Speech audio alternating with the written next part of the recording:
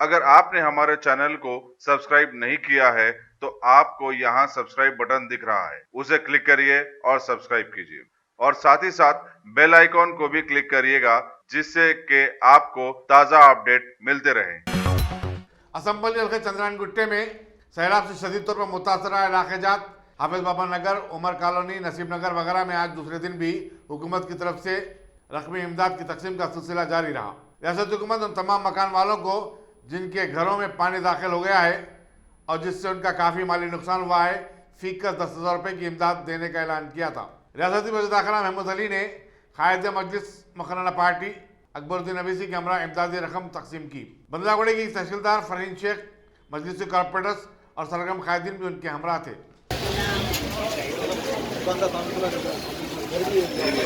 आपका कहाँ है जो पैसे देने लगा दो ना चलिए